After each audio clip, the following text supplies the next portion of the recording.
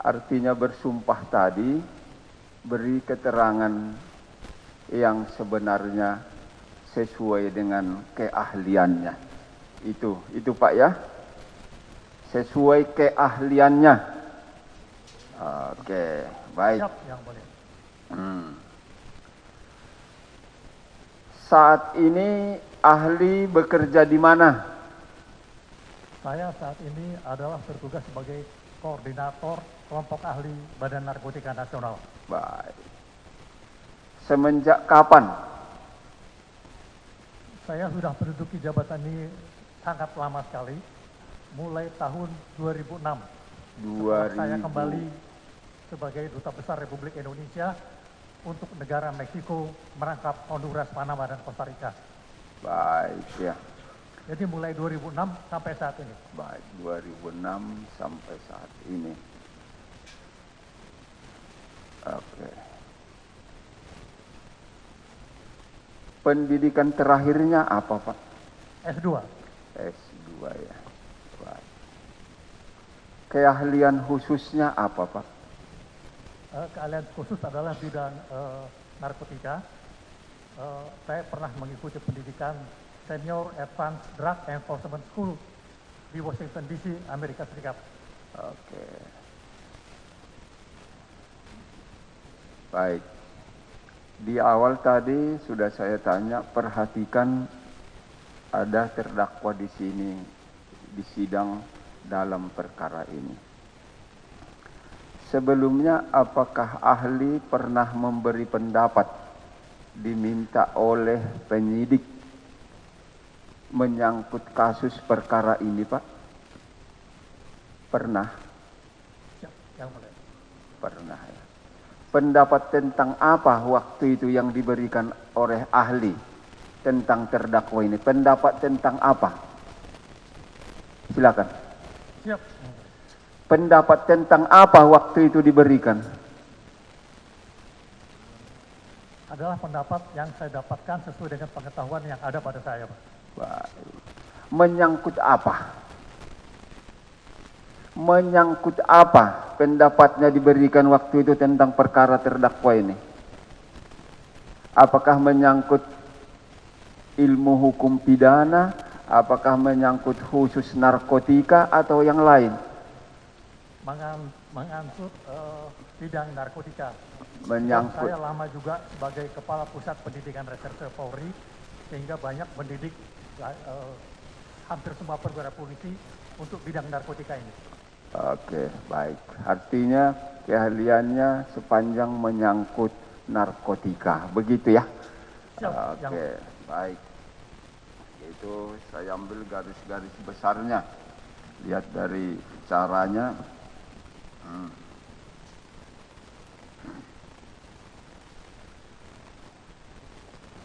Ahli.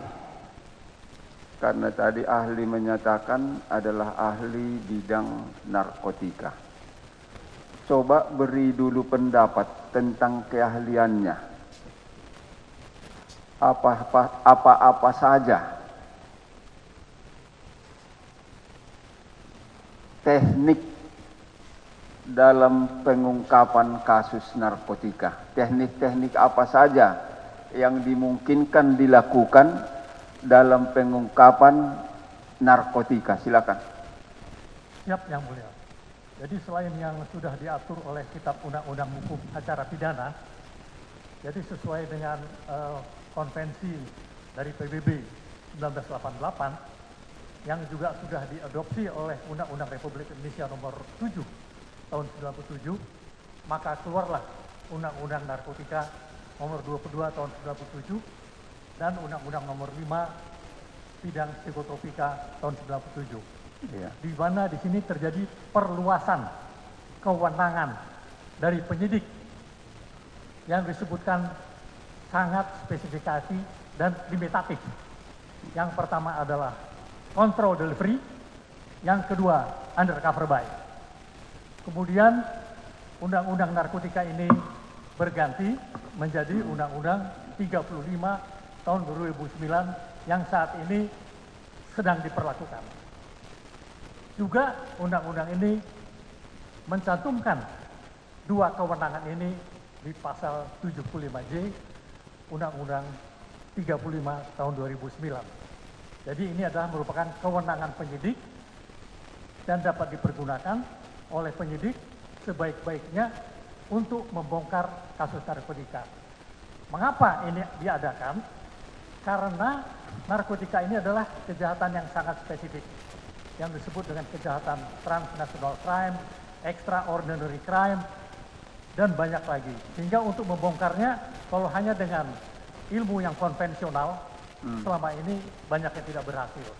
Sehingga kewenangan ini diberikan oleh undang-undang, baik secara dunia, adanya konvensi narkotik 1988, dan Undang-Undang Republik Indonesia 35 tahun 2009. Oke. Ahli tadi menyatakan bahwa kasus narkotika adalah bersifat sebagai kejahatan spesifik. Maksudnya apa? Baik. Maksud dari kejahatan spesifik itu apa, Pak? Silakan. Jadi maksud spesifik ini adalah mengenai kontrol dan pencegahan undercover by ini tidak bisa digunakan di kejahatan lain. Jadi hanya diperuntukkan di kejahatan narkotika. Makanya juga tidak, waktu itu belum dicantumkan di kitab hukum acara pidana nomor 8 tahun 81. Jadi ini merupakan perluasan daripada KUHP Undang-Undang nomor 8 tahun 81. Dan disebutkan secara limitatif di dalam Undang-Undang 35 2009. Baik. Kemudian ahli tadi menyampaikan di pendapat awalnya ada undercover buy dan controlled delivery. Ya, ada dua itu tadi ya. Undercover buy atau pembelian terselubung. Apa maksudnya itu? Yang dimaksud dengan undercover buy, ini memang di Undang-Undang 75J, Undang-Undang 35 2009, di pasal penjelasan disebutkan cukup jelas. Ya. Namun di Undang-Undang 22 tahun 97 ini ada penjelasannya. Saya boleh bacakan? Boleh, silakan, silakan.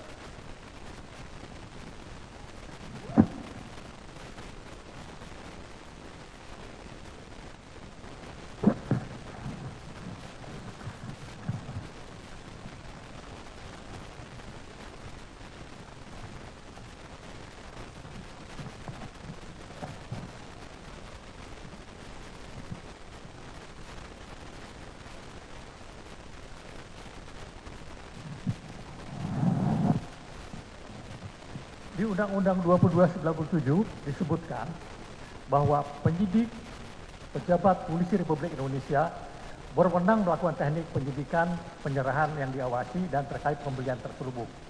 Adapun penjelasannya sebagai berikut.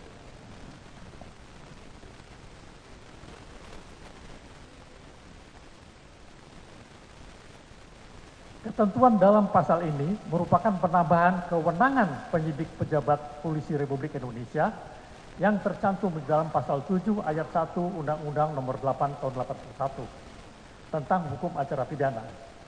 Tugas teknik penyidikan, penyerahan yang diawasi dan teknik pembelian terselubung hanya dapat dilakukan berdasarkan atas perintah tertulis Kepala Kepolisian Negara Republik Indonesia atau pejabat yang ditunjuk. Jadi di sini jelas sekali, malah yang ditunjuk itu pejabatnya cukup tinggi.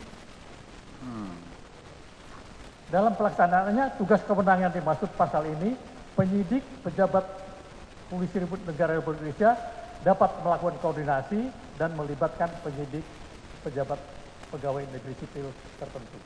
Jadi boleh ada koordinasi. Baik. Dengan PPNS. Kita fokus lagi, Pak ya.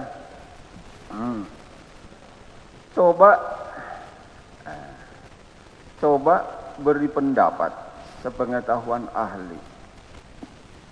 Tahapan-tahapan atau langkah-langkah yang bisa dilakukan dalam melakukan pembelian terselubung yang dikenal undercover buy tersebut maupun teknik penyerahan yang diawasi yang saudara sebut tadi sebagai controlled delivery. Silakan. Langkah-langkahnya. Izin yang mulia, saya akan menjelaskan. Dapat saya jelaskan bahwa undercover buy atau pembelian terselubung adalah pembelian narkoba yang berkaitan dengan suatu kejahatan narkoba oleh, saya ulangi, oleh undercover agent untuk mendapatkan narkoba.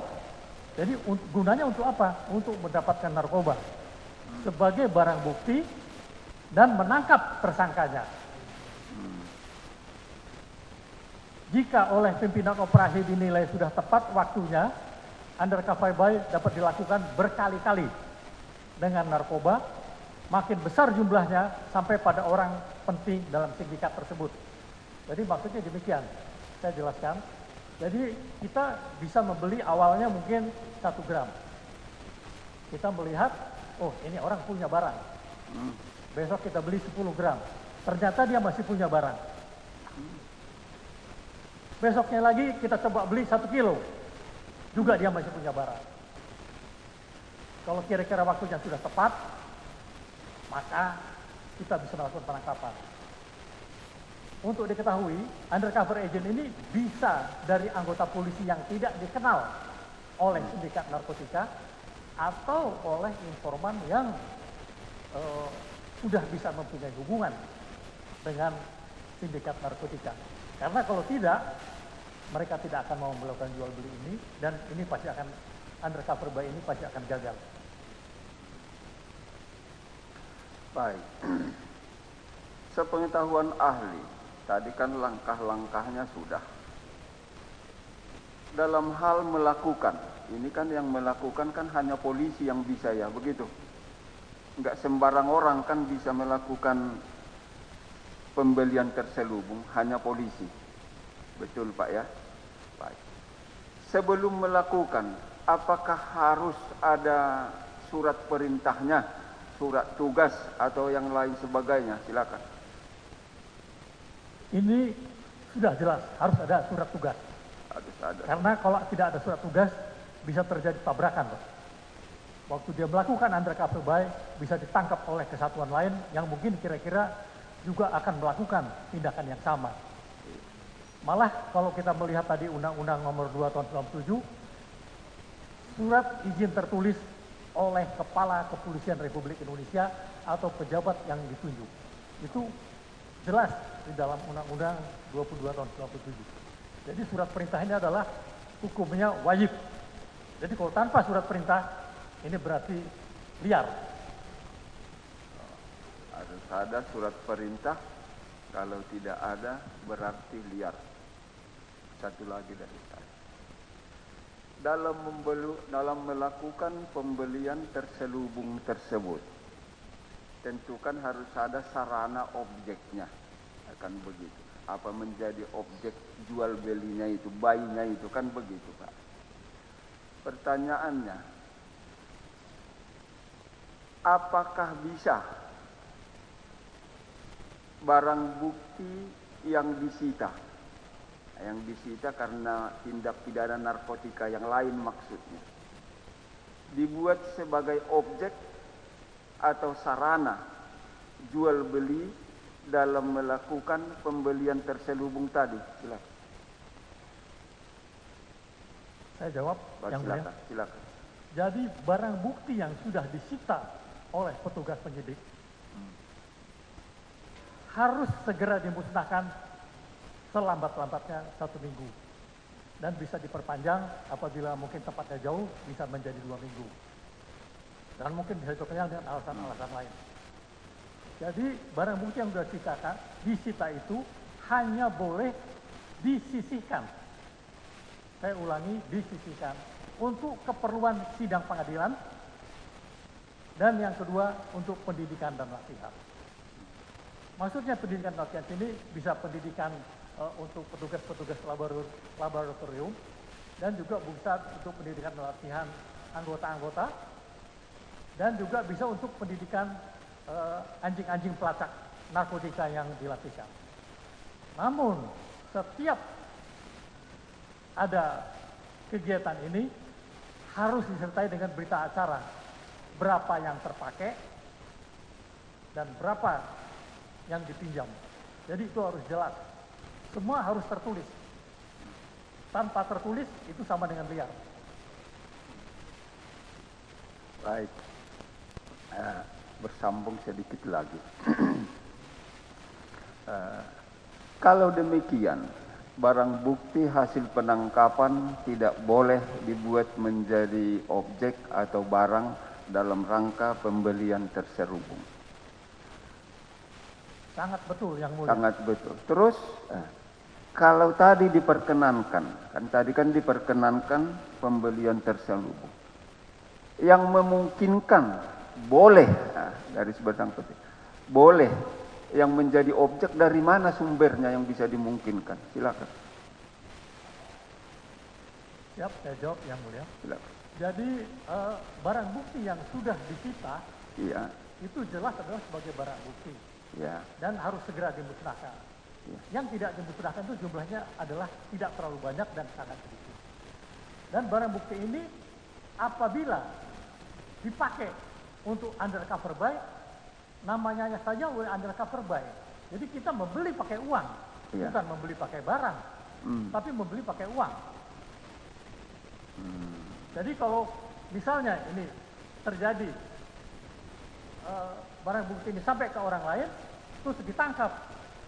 Barang bukti yang ditangkap adalah barang milik kita. Jadi berarti tidak ada gunanya buat penyidik.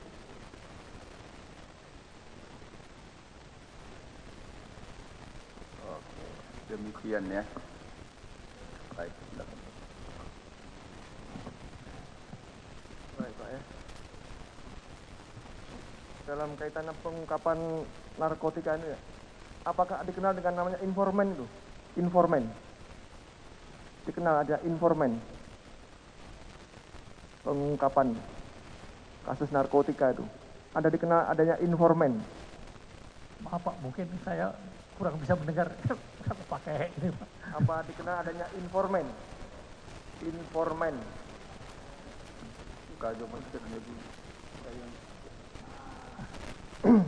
Apa dikenal adanya informan dalam pengungkapan kasus narkotika? Ada. Dikenal adanya informan. Informan. Oh, yang dimaksud informan Pak. Nah, Jadi informan itu memang ada, waktu saya mengikuti pendidikan drug enforcement di Amerika, ini pendidikan ini untuk informan ini setengah semester untuk istilahnya ini informan handling. Jadi informan itu bisa menjadi informannya polisi dengan berbagai cara. Pertama, mungkin dia dulunya bekas sindikat narkotika. Yang kedua, memang dia ada kebutuhan uang, sehingga dia ingin mendapatkan uang dari penyidik. Ini kira-kira motif-motif informan yang mau bergabung dengan polisi. Tapi umumnya undercover buy ini untuk mencegah hal itu, polisi menggunakan anggota sendiri yang disebut dengan undercover agent. Undercover agent ini adalah anggota polisi yang sangat terlatih dan tidak dikenal. Dan undercover ini selalu dilindungi oleh tim undercover operation. Jadi apabila ketahuan oleh sindikat, biasanya dia akan dibunuh. Makanya ada yang membayangi namanya tim undercover surveillance. Ini biasanya kalau dia bergerak satu, yang lain ada bergerak. Jadi ini kira-kira yang dilakukan. Jadi bisa kita pakai informan, tapi juga kita lebih banyak memakai undercover agent kita sendiri yang tidak dikenal oleh sindikat. tapi selama ini masih sering dipakai yang informan di luar polisi. Masih banyak dipakai. Informan di luar polisi. Kalau misalnya kita ada keyakinan di luar polisi itu udah namanya udah informan Pak. Tapi kan informan ini kan ya itu tadi motifnya bermacam-macam.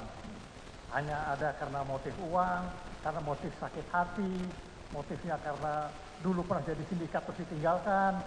Nah itu bisa. Tapi itu merekrut informan ini adalah satu hal yang tidak mudah. Itu perlu suatu perjalanan panjang yang dilakukan oleh penyidik-penyidik yang ada di lapangan. Mereka akan tahu sifat dan kelakuan informan ini. Apakah hanya membohongi polisi atau hanya ingin mendapatkan uang saja gitu. Jadi harus selektif betul ya. Selektif betul. Selektif. Oh iya, betul Pak. Sangat yang mulia. Itu harus diketahui pimpinan polisi juga. Prosedurnya harus diketahui oleh atasan. Tidak hanya penyidik di lapangan. Itu mungkin sangat tidak terikat. Jadi bisa siapa saja.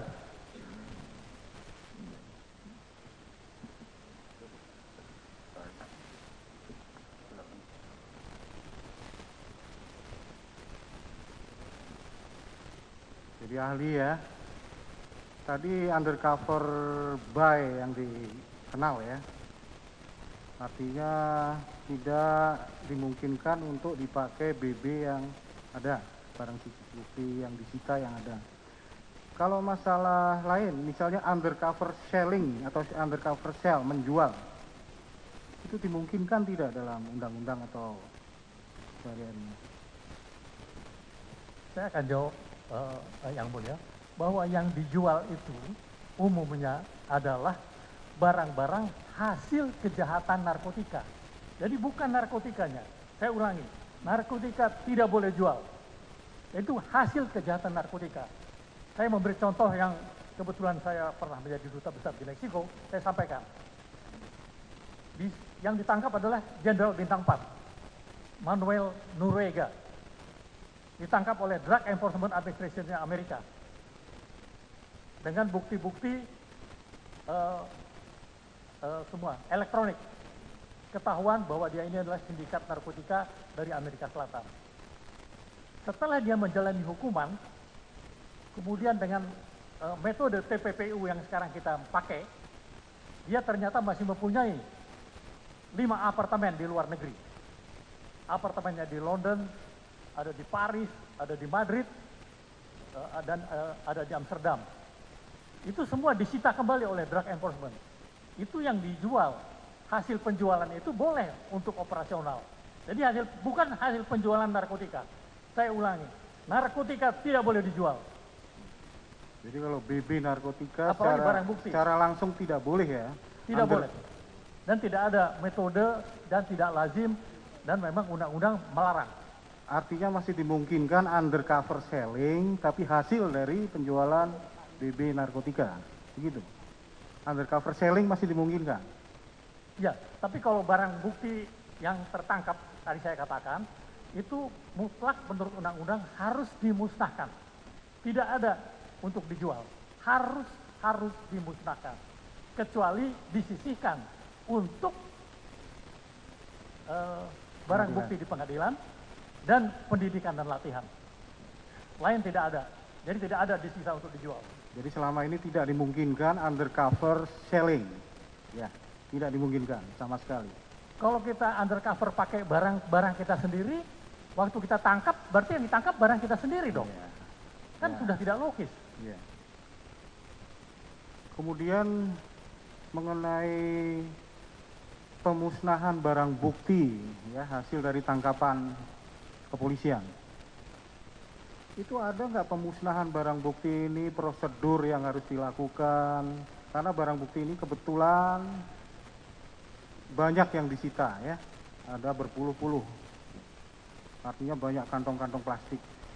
Ada nggak prosedur yang harus dilakukan kepolisian untuk pemusnahan barang bukti yang harus sesuai dengan perundang-undangan?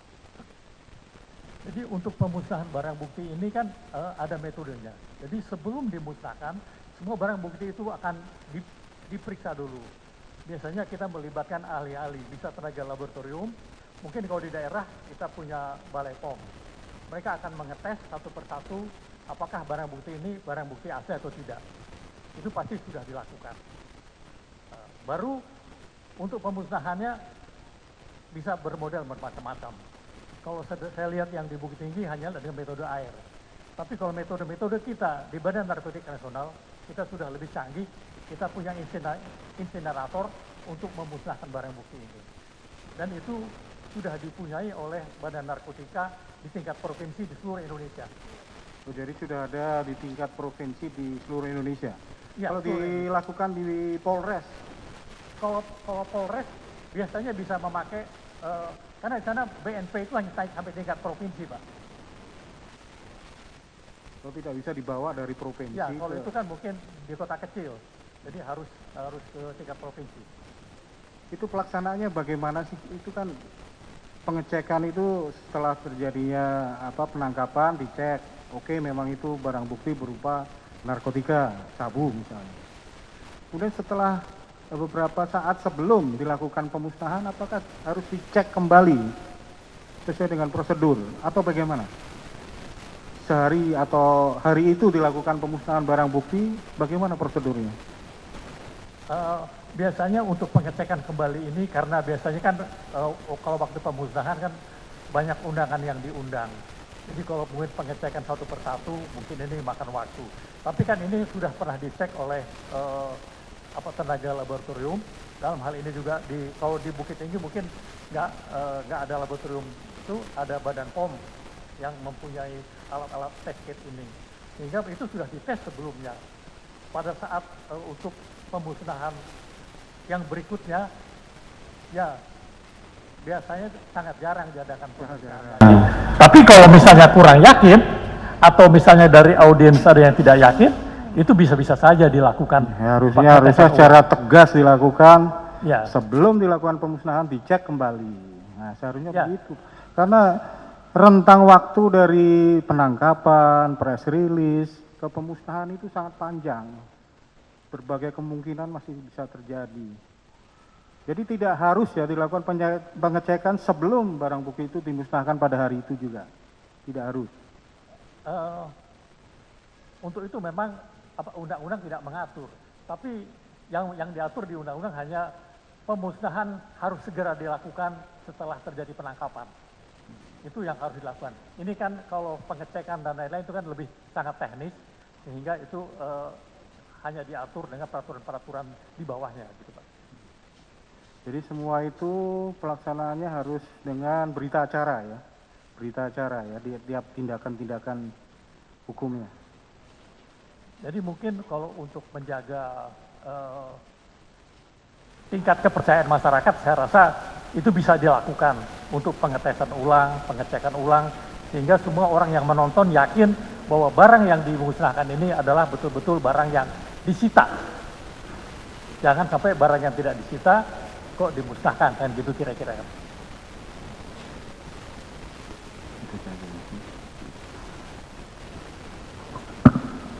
Baik, selanjutnya giliran penuntut.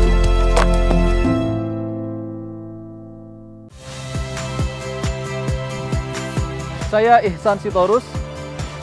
Saksikan program-program Kompas TV melalui siaran digital, pay TV, dan media streaming lainnya. Kompas TV, independen, terpercaya.